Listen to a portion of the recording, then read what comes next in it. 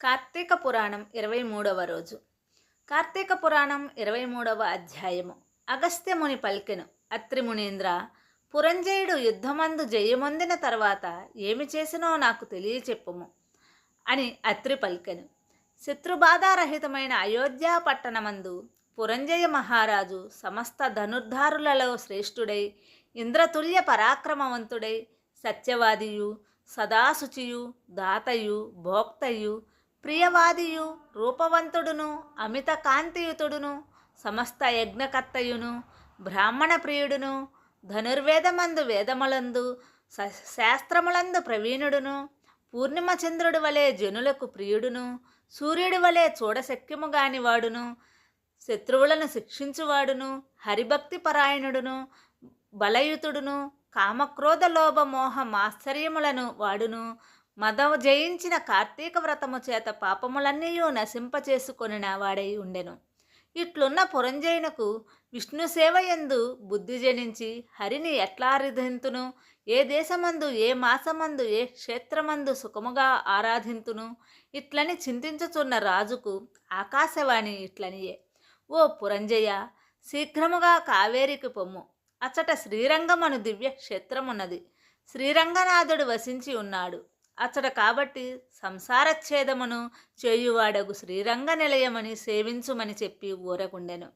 ఆ మాట విని రాజు అయోధ్యా పట్టణమును విడిచి తన చతురంగ బలములతోనూ అనేక క్షేత్రములను తీర్థములను చూచుచూ కావేరీ మధ్య ఉన్న శ్రీరంగమునకు చేరెను.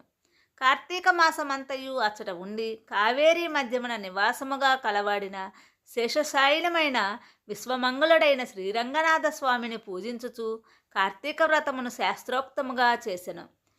కృష్ణ కృష్ణ అని గానము చేయుచు, గోవిందా వాసుదేవ అని గానము చేయుచు, నిరంతరము కీర్తించుచు, విష్ణు పూజా పరాయణుడై స్నానదాన జప హోమములు, దేవాభిషేకములు చేయుచు, శేషశాయి శ్రీరంగనాథుని విధియుక్తముగా ఆరాధించి మాసమంతయు ఇట్లు వ్రతము సెల్పి మాసాంతమందు ఉద్యాపన చేసి తన పట్టణమును గురించి బయలుదేరెను. మధ్యనున్న దేశములను చూచుచూ సమృద్ధమైన తన దేశమునకు పోయి అందున్న అయోధ్యా పట్టణమును చూచెను.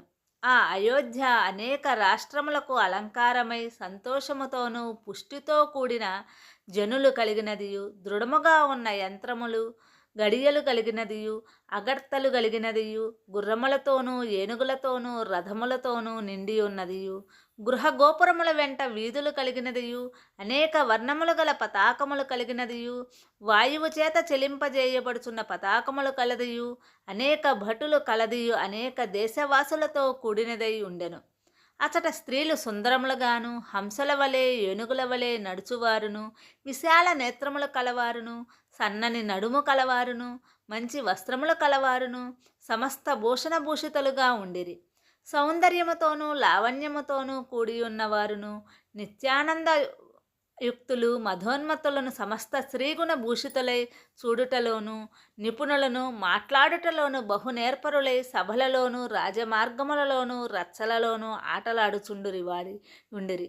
అచట కుల స్త్రీలు గుణవంతులై సర్వాభరణ భూషితులై పాతివ్రత్యపరాయణులై ఉండిరి. ఓ అగస్త్య మునీంద్ర, అచ్చటి మనుజులందరూ తమ తమ వర్ణాశ్రమ ధర్మములందు ఉండుట పురంజయుడినట్లు పట్టణమును చూచి సంతోషించెను. యథా రాజా తథా ప్రజ అను న్యాయమును బట్టి రాజు న్యాయవర్తనుడై ప్రజలను న్యాయమందే ఉందురు కదా. పురజనులందరూ రాజు వచ్చుటకు విని వేల వేల గూడి ఎదుర్కొనిరి. రాజు మీద పేలాలు పుష్పములు చల్లిరి. రాజు పట్టణమును ప్రవేశించి తన ఇంటి ముందు ప్రవేశించినది మొదలు ధర్మయుక్తముగా భూమిని పరిపాలించెను.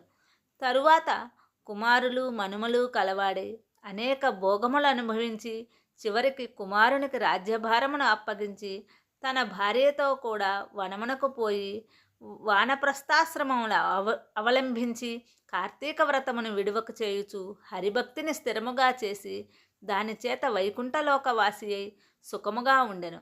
అగస్త్య మునీంద్ర, కార్తీక వ్రతము మహామహిమ కలది. ఈ కార్తీక ధర్మము హరికి ప్రియకరము. కార్తీక వ్రతమును చేయువాడు పరమపదమును పొందును. అవసరమై చేసినను ఉత్తమ గతి పొందును.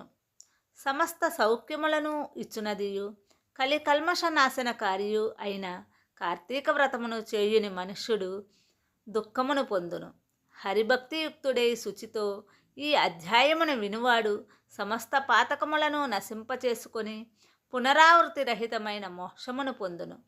ఇది శ్రీ స్కాంద పురాణాంతర్గత కార్తీక మహత్యే త్రయోవింశాధ్యాయే 23వ రోజు పారాయణము సమాప్తము. ఈ కార్తీక మాస కథలు నచ్చినట్లయితే సబ్స్క్రైబ్ చేయండి, లైక్ చేయండి, మీ అభిప్రాయాన్ని కామెంట్ రూపంలో తెలియచేయండి. స్వస్తి.